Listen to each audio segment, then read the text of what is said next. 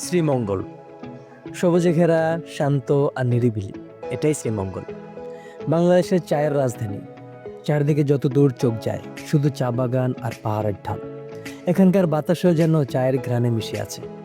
শ্রীমঙ্গল মানেই প্রকৃতির এক অনন্য উপহার। লাউয়াছড়া জাতীয় উদ্যান, মাধবকুণ্ড লেক, নূরজাহান টি স্টেট, বিরল প্রজাতির পাখি আর হামহাম ঝর্ণার গর্জন সবই যেন এক একটি রোমাঞ্চকর গল্প।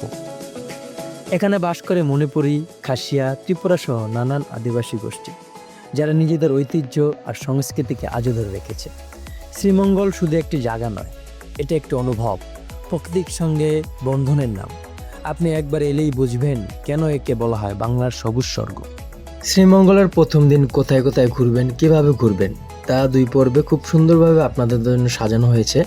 কারণ ভিডিওটি অনেক বড় হয়েছে, তাই এই 2 পর্বে আপনাদের জন্য খুব ডিটেলসে আসলে শ্রীমঙ্গলের প্রথম দিন আপনারা কোথায়, কিভাবে, কোন জায়গায়, কতটুকু ঘুরতে পারবেন তা সম্পূর্ণ ডিটেলস দেখালো। তো চলুন ভিডিওটা একবারে শুরু থেকে শুরু করি।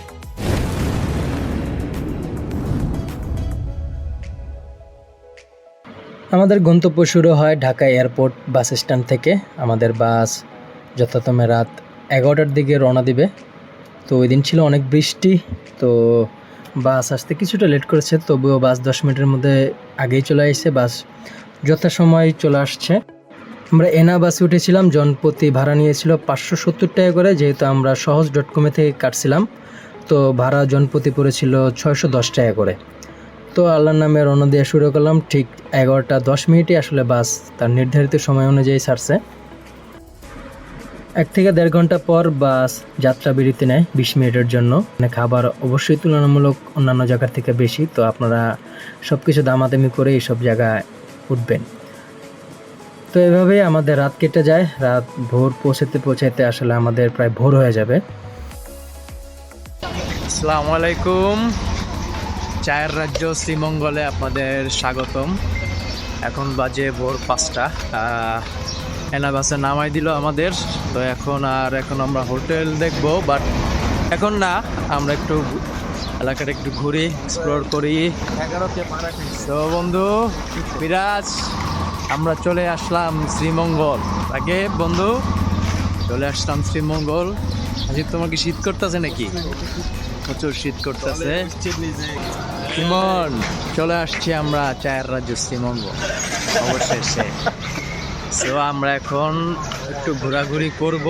ঘোরাঘুরি করার পরে একটু হোটেল খুঁজবো। হোটেল এখানে প্রচুর হোটেল আছে, আমরা দেখাবো যে কোন হোটেলে থাকবো। তো ভোর 5টায় আমরা এলাকায় চলে আসছি, মানে শ্রীমঙ্গল শহরে। তো স্বাভাবিকভাবেই সব কিছু বন্ধ। একটু আশপাশটা একটু ঘুরলাম, দেখলাম ভোরের শহরটা আসলে কীরকম।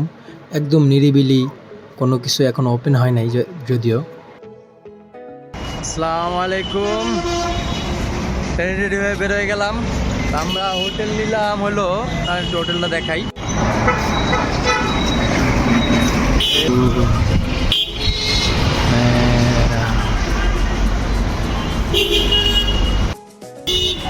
তো হোটেলের রুমটা দেখাইলাম না, রুমটা এভারেজ, মানে এখন আইসা আসলে কোনো হোটেল পাই নাই। আর সবগুলো হোটেল রিসোর্ট সব বুকিং। তো যারা আসবেন একটু আগে ভাগে সব কিছু বুকিং দিয়ে আসবেন। তো এখন যাচ্ছেন নাস্তা করতে। নাস্তা করার পর জিপ গাড়ি নিব, দেন আজকের স্পটগুলো আপনাদের ঘুরে দেখাবো ইনশাল্লাহ। পুরো ব্লকে আমাদের সাথে থাকবেন। তো সকালে আমরা একটা হোটেলে চলে আসছি, হালকা পাতলা একটু নাস্তা করে নিলাম। আসলে সারা রাতই ওরকমভাবে কিছু একটা খাওয়া হয়নি। ভোরবেলা একটু জাস্ট পরোটা, ভাজি আর ডিম দিয়েই চালালাম। তো আমরা এই যে চান্দের গাড়ি নিয়ে ফেললাম বন্ধুরা। এখন কোথায় আছি? শ্রীমঙ্গল। আমরা প্রায় 4000 টাকা দিয়ে এইটা আসলে আজকে পুরো দিনের জন্য বুকিং দিছি। তো বিভিন্ন তো আজকে আমরা প্রায় 4-5টা টুরিস্ট স্পটে যাব। তো আজকে আমরা সারাদিনে কি করলাম পুরা, এখন যেহেতু ঈদের সিজন চলতেছে, এই সিজনে আপনাদের ভ্রমণ গাইডটা পুরোপুরি দেওয়ার চেষ্টা করব। তো চলুন শুরু করি।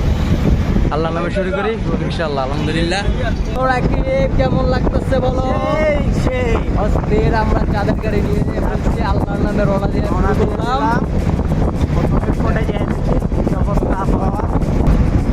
প্রথমে প্রথম কোন স্পটে যাবো? প্রথমে আমরা যাব রাবার বাগান, দেন লাউয়াছড়া জাতীয় উদ্যানে চলে যাব। ওয়েদার অনেক গরম। ওয়েদারটা আসলে গরম, রাতে যেরকম ঠান্ডা ছিল, বৃষ্টি হয়েছিল, ওরকম আসলে ঠান্ডা না। তা যাক, এই গরমটাই চাইছিলাম যে পুরোপুরি যেন সুন্দর মতো দেখা যায়। শহর থেকেই ভিতরে একটু ঢুকলে আপনারা দেখা পাবেন এরকম চমৎকার রাস্তা, যে রাস্তার দুপাশে শুধু চা বাগান আর চা বাগান। মানে আপনি দেখলে আপনার মনটা জুড়িয়ে যাবে যে প্রকৃতির এই কোন স্বর্গে আপনি চলে আসছেন। মানে যত দূর চোখ যায় শুধু চা বাগান আর বড় বড় গাছ। এই রাস্তা মনে হচ্ছে যে একটা স্বর্গের রাস্তা, এরকম সুন্দর। যখনই আপনি ঢুকবেন তখনই মনে হবে যে একটা অন্য দুনিয়ায় চলে আসছেন। তো আমরা এখন চলে আসছি রাবার বাগানে। আমরা এখন রাবার বাগানে চলে আসছি। এই সেই রাবার বাগান, শুটিংও চলতেছে। শুটিং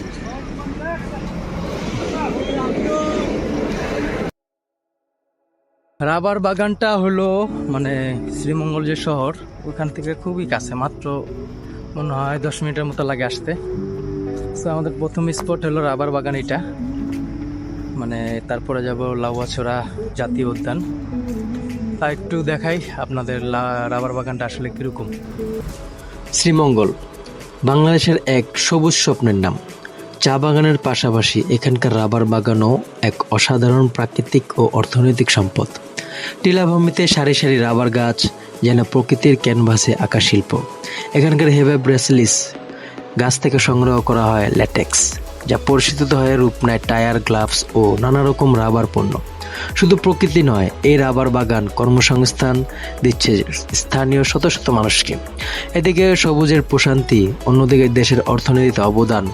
এই দুয়ের মিলনস্থল হচ্ছে শ্রীমঙ্গলের রাবার বাগান।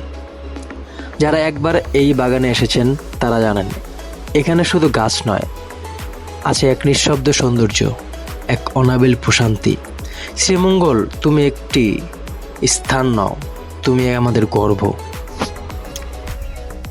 আমরা এখন রাবার বাগানের ঠিক মাঝখানে আছি, আর এই মাঝখানে এত সুন্দর একটা আসলে পরিবেশ, মানে অসাধারণ। সুবহানাল্লাহ। মানে যত দেখতেছি চা বাগানটি তত ভালো লাগতেছে, মানে তত নিজের চোখে বিশ্বাস করতে পারতেছি না যে এত সুন্দর প্রকৃতি হতে পারে। মানে জাস্ট একটু দেখুন, চারদিকে পুরোটা চা বাগান। শ্রীমঙ্গল মানেই চায়ের রাজ্য, চা বাগানের রাজ্য। মানে আপনি যেখানে যাবেন শুধু চা বাগান আর চা বাগান। চা বাগান হলো এই উপমহাদেশের, মানে এই শ্রীমঙ্গলের সবচেয়ে বড় চা বাগান। সো যত দেখতেছি ততই ভালো লাগতেছে। এরপরে আছে নূরজাহান টি স্টল, জাতীয় লাউয়াছড়া উদ্যান, আরও কত স্পট আছে, এগুলো তো এখনো যাই নাই। তাতেই মানে প্রথম স্পটটা এত সুন্দর লাগতেছে। তো আরেকটু ঘুরবো, রাবার বাগানটা আরেকটু দেখাই আপনাদের যে মানে কী কী আছে রাবার বাগানের।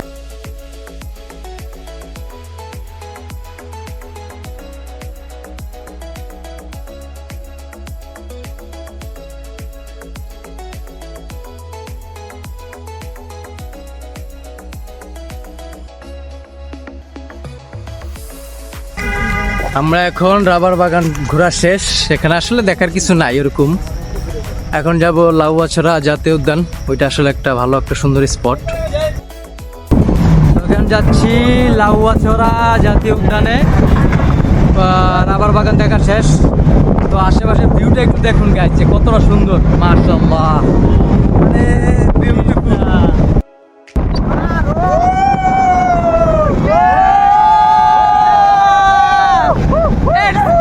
To heaven! Let's go, baby! All you beauty! শ্রীমঙ্গলকে ভালোভাবে দেখতে বা এক্সপ্লোর করতে হলে আপনাদের অবশ্যই চাঁদের গাড়ি নিতে হবে। চাঁদের গাড়িতেই আপনারা মানে শ্রীমঙ্গল যে প্রকৃত সৌন্দর্য সেটা আসলে উপভোগ করতে পারবেন। এর যে সৌন্দর্য, রাস্তার দুই পাশে যে চা বাগান, মানে চাঁদের গাড়ি ছাড়া আসলে এই সৌন্দর্য উপভোগ করার কোনো উপায় আমার জানা মতে নেই। রাবার বাগান থেকে লাউয়াছড়া জাতীয় উদ্যান খুবই কাছে, এটাও সম্ভবত 10 থেকে 15 মিনিটের মধ্যে আসলে আপনারা গন্তব্যস্থানে চলে আসবেন। এর মধ্যে দেখতে পারবেন শ্রীমঙ্গলের সেই বিখ্যাত গ্র্যান্ড সুলতান রিসর্ট।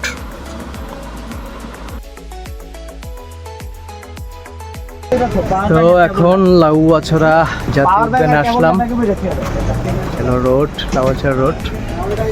এখন ভিতরে ঢুকবো, দেখি কত টাকা করে টিকিট লাগে।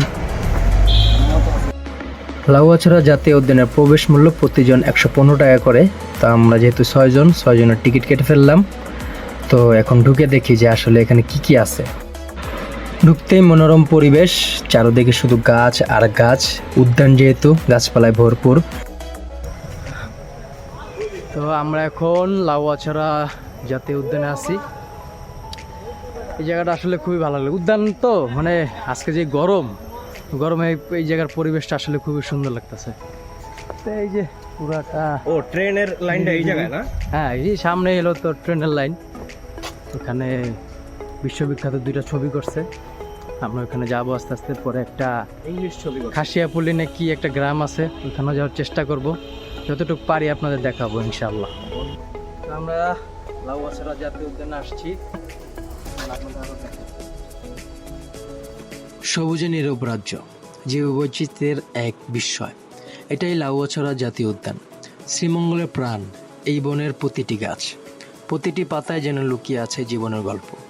প্রায় 1250 একর জুড়ে বিস্তৃত এই বনভূমি শুধু গাছপালা নয়, এখানে বাস করে বিরল প্রজাতির উল্লুক, সজারু, বনমোরগ, নানা প্রজাতির পাখি ও প্রজাতি। লাউয়াছড়া শুধু একটি বন নয়, এটি একটি জীবন্ত পাঠশালা, যেখানে প্রকৃতি শেখায় কিভাবে বসবাস করতে হয়। যারা একবার এই বনের গভীরে হাঁটেন তারা শুধু সবুজ দেখেন না, তারা অনুভব করেন নিঃশব্দ কথা বলা এক অলৌকিক সৌন্দর্য। লাউয়াছড়া আমাদের প্রাকৃতিক গর্ব, যারা রক্ষণাবেক্ষণ শুধু দায়িত্ব নয়, ভালোবাসার অংশ। Lawachara Hollywood movie. কিন্তু এখানে আমরা একটা মুভি করব, বলিউড মুভি। এই সেই রেল ক্রসিং,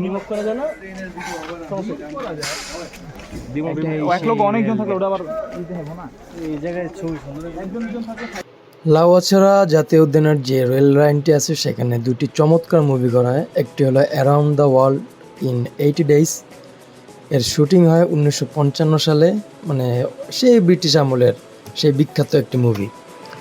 আরেকটি মুভি সেটা হলো হুমায়ুন আহমেদের জগৎ বিখ্যাত মুভি আমার আছে জল, যেটা শুটিং হয় 2008 সালে।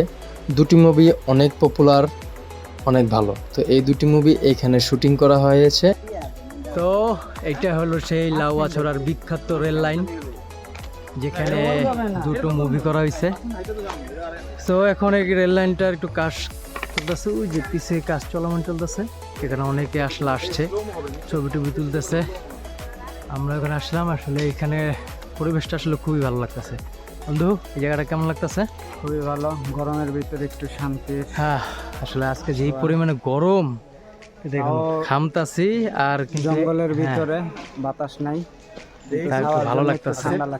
আমরা রেল লাইনের মধ্যে ছবি তুলতেই ঢাকা থেকে সিলেটগামী যেই ট্রেনটি সেটা আসলে চলে আসে। মানে এই দৃশ্যটা আসলে খুবই অসাধারণ ছিল আমাদের জন্য।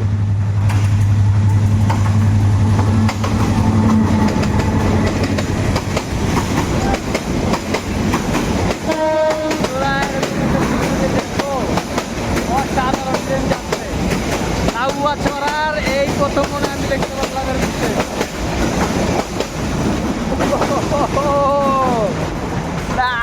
নাইস একটা মোমেন্ট, অসাধারণ একটা মোমেন্ট দেখলাম বন্ধুরা। লাউয়াছড়া রেল গাড়ির মধ্যে আমরা স্বয়ং একটা ট্রেন দেখতে পারলাম, মানে খুবই একটা বিরল বলবো না, মানে সবসময় তো সবাই এই টাইমিংটা করতে পারে না। বন্ধু, লাস্টে কিন্তু ভালোই লাগলো দাদা, ট্রেনটা একটু দেখলাম, ওপেন ট্রেন সার্জারি। তো আমরা এখন যাচ্ছি খাসিয়াপল্লী গ্রাম অঞ্চলে, ওখানে কয়েকটা গ্রামবাসীরা থাকে। এখন খাসিয়াপল্লীর একটু ভিতরের দিকে, তো আমরা ওখানে যাব, তাদের কালচার একটু দেখবো। ওখানে কটা বাড়ি আছে? এই আনুমানিক পল্লীতে হ্যাঁ একটা পল্লী মোটামুটি আমি যতটুকু জানি 30-35টা ঘরবাড়ি আছে, তার একটা উপজাতির মতোই থাকে, নিজস্বভাবে থাকে। তা আমরা যাবো তাদের একটু ঘরবাড়িটা দেখব।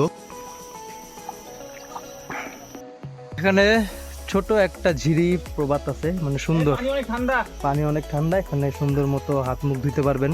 পানি মানে খাওয়া যায়, এটা খাওয়া যাবো? খাওয়া তো বা যাইবো না, যেহেতু পানি খুবই কম, এখানে খাওয়া যাবে না। জাস্ট ফ্রেশ হতে পারবেন আর আপনারা অনেক সুন্দরভাবে ফ্রেশ হয়ে দেন আপনারা আবার খাসিয়া পোলের দিকে যেতে পারবেন। যেহেতু অনেক গরম, তো একটু ফ্রেশ হয়ে নেই এখান থেকে পানির থেকে।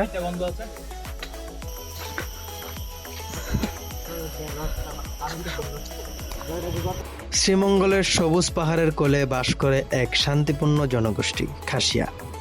মাতৃতান্ত্রিক এই সমাজের মানুষরা পান চাষে দক্ষ, প্রকৃতির সঙ্গে তাদের সম্পর্ক গভীর ও সহানুভূতির।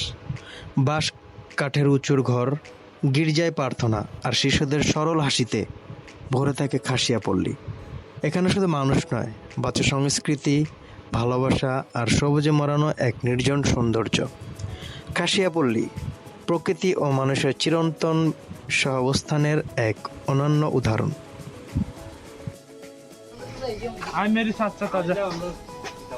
সেটা হলো খাসিয়া পল্লী। আসলে এই জায়গাটা একটু গরম, তাই যাক আসলে অনেক পরিষ্কার পরিচ্ছন্ন। হ্যাঁ আসিফ, মানে খুবই পরিষ্কার, মানে মানে খুব ভালো লাগতেছে আসলে এখানে আসার পরে। একদম নিরিবিলি গুছানো একটা এলাকার মতো মনে হইতেছে, বেশ ভালো লাগলো। তো আমাদের এখানে স্পটগুলো আজকে এখানেই শেষ। এখন একটু পরে যাব নূরজাহান টি স্টলে।